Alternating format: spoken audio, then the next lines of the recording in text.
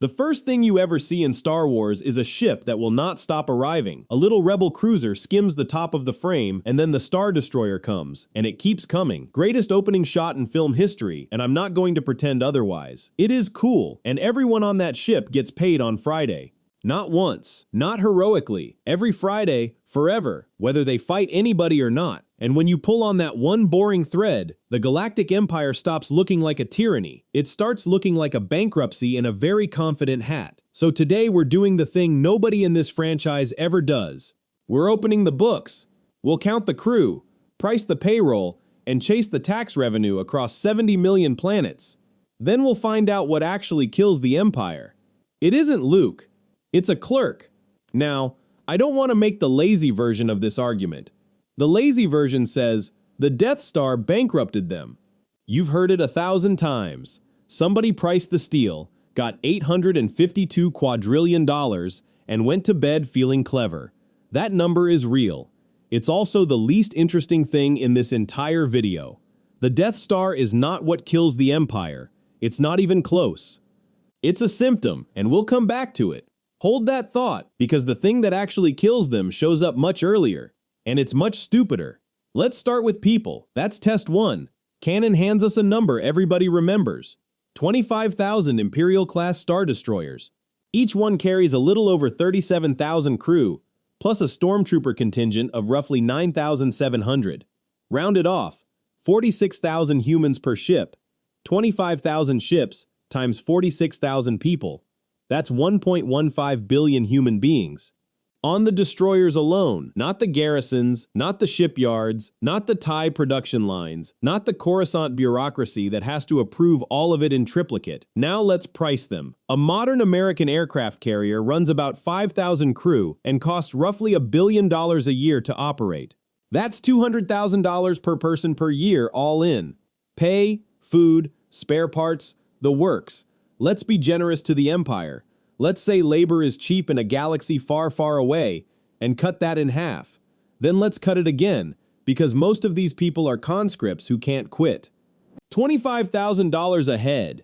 1.15 billion people at $25,000 each. $29 trillion a year. That is the most flattering, most Empire-friendly number I can build, without lying to you.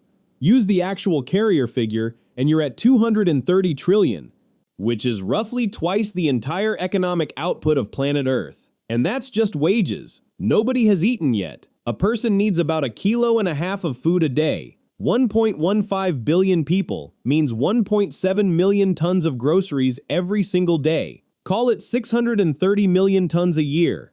That's most of Earth's annual wheat harvest, shipped, in vacuum, to moving targets, forever. And not 1 gram of it grows on the ship. A Star Destroyer is a city with no farmland, no rain, and no back garden. It's a mouth with engines. Good moment to mention something. If you enjoy watching a grown man do arithmetic about fictional groceries, subscribing is free and costs the Empire nothing. Anyway, here's where I turn around and argue against myself. The Empire can afford this. Easily. The galaxy holds around 100 quadrillion sentient beings across 70 million member worlds. Divide $230 trillion by 100 quadrillion people. The entire Imperial Navy costs each citizen about 1/4 cent per year. Per year. The most terrifying military in fiction is cheaper, per head, than a stick of gum split 800 ways. The Empire is not poor. The Empire is drowning in money, so why does it die? Because having money and getting money are completely different jobs. That's test 2, and test 2 is where the whole thing comes apart. Somebody has to collect it. On 70 million planets, every year. Here's a real number to sit with. Before industrial record-keeping, states pulled maybe 5 to 10% of their economy in tax. Modern governments manage 30 to 40. That gap isn't greed, it's paperwork. Every point of tax you collect rests on a filing cabinet, a census, and somebody who can physically find you. The Empire has the ambitions of a modern state and the reach of a medieval one. Call its take 2% and be generous. 2% of an unimaginable number is still an unimaginable number, so the Empire looks solvent, right up until you ask where the 2% actually is.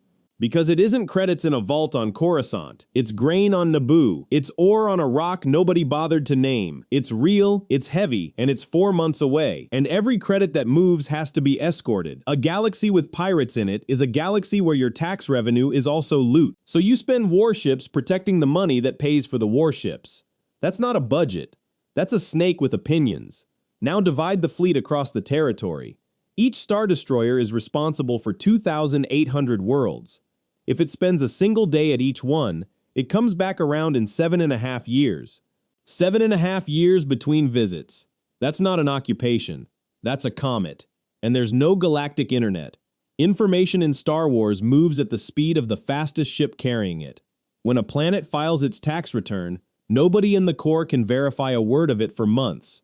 You can't audit what you can't reach. Every tax return in the Empire is, functionally, a rumor. Rome hit this exact wall and solved it the only way anyone ever has. You stop collecting and start subcontracting. You find a rich local, hand him a title, and tell him to send you a number every year. Keep the difference. In the Empire, we call that a moff, and we give him a fleet, because apparently this is what we do here now. That works beautifully. Right up until your subcontractor notices he already has the army, the taxes, and the planets. And Coruscant is very far away. Every moff is a small empire wearing a large empire's uniform. You haven't built a state, you've built 20,000 states and a mailing list. Which brings us to test 3. What do you do when you can't be everywhere? You get scary. That's the entire Tarkin doctrine. Rule through fear of force rather than force itself. Fans quote that line like it's evil philosophy. It isn't. It's an austerity memo. Fear is what you buy when you cannot afford presents. It's the Imperial equivalent of putting an alarm sticker on your window instead of an alarm. And fear has one fatal flaw. It depreciates. A garrison holds a planet every day of the year. A threat holds a planet only until somebody checks. With a 7.5-year patrol cycle, checking is basically free. Fear is the only asset in the galaxy that gets weaker the longer you own it. And the rebellion works this out immediately. You don't need to beat the Empire. You need to be boring for 8 years. Hide on an ice planet. Let the patrol cycle do the work for you. The Empire's real weakness isn't the exhaust port, it's the calendar. So now the Empire runs an economy on vibes. The payroll arrives regardless. Nobody can verify a single credit of income, which is when somebody in a meeting proposes test 4. Build a weapon so frightening that nobody ever needs checking again. Price it in galactic terms. The all-in estimate for a Death Star, materials, labor, research, everything, lands near $193 quintillion. Spread that across 100 quadrillion citizens, and it's about $1,900 a head. One time, a galaxy could genuinely buy a Death Star for the price of a used car per person. If it could collect, it cannot collect. Building a moon does not fix a filing problem. And then they use it on Alderaan. Alderaan is a core world, wealthy, populous, ancient, fully integrated. In accounting terms, Alderaan is a customer who pays on time. The Empire spends quintillions on a machine whose first act is deleting one of its best remaining revenue streams. To frighten people, it has no way of billing anyway. That's not villainy. That's a man burning his rental property to scare his tenants. Then they lose it. And they immediately start building another one, bigger, before the first invoice clears. At this point, somebody is already typing. I can feel it. They don't need taxes. They just take what they want. Yes, absolutely they do. Here's the problem with taking. Taking is one-time revenue. Payroll is a subscription. You can loot a planet exactly once. After that, the planet is poorer, angrier, and considerably more likely to hide a rebel base. Every act of extraction lowers next year's income and raises next year's enforcement costs. You're not funding the Empire. You're eating it from the inside, in a strategic order. Somebody else is typing droids, fair. But look at the ships. They're crewed by hundreds of thousands of humans doing jobs a toaster could handle. If droids were cheaper, the Empire would already be using them. The fact that it isn't tells you that in the Galactic Empire, a person costs less than a machine. Sit with that one. So, could the Galactic Empire afford itself? On paper, gloriously, yes. The wealth is there 1,000 times over. In practice, from the day it swapped collection for intimidation, it is already dead and simply hasn't been informed. Long term, the Empire doesn't collapse after Endor. Watch what actually happens. It fragments into warlords, each holding a region, each keeping the local revenue. That's not a collapse. That's a subcontractor network finally admitting what it always was. The rebellion didn't destroy the Empire. It removed the last reason to keep sending money to Coruscant. Because here's the thing about our clerk. He's on a planet you have never heard of, in a building with bad lighting, filing revenue numbers nobody will ever check. He was never afraid of Vader. Vader is 11 hyperspace jumps away and has a schedule. Our clerk just started rounding down. Then he started filing late. Then he stopped filing and nothing happened to him, which is the most dangerous thing that can happen inside an empire. Conquest is an event. Payroll is a subscription.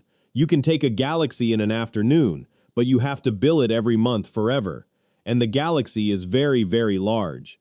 And the mail is very, very slow. Thanks for watching this far. Drop the fictional institution you want audited next down in the comments. And per the terms of my own format, I am legally required to give you a doggy cam reward. One last nugget of doom for anyone still here. We priced the crew. We never priced the ships. 25,000 Star Destroyers, each 1.5 miles of hull. All of it built, maintained, refitted, and eventually scrapped. Warships don't retire. They rot on a schedule, and somebody pays for the rot. A modern navy spends roughly as much keeping a vessel alive over its lifetime as it did building the thing.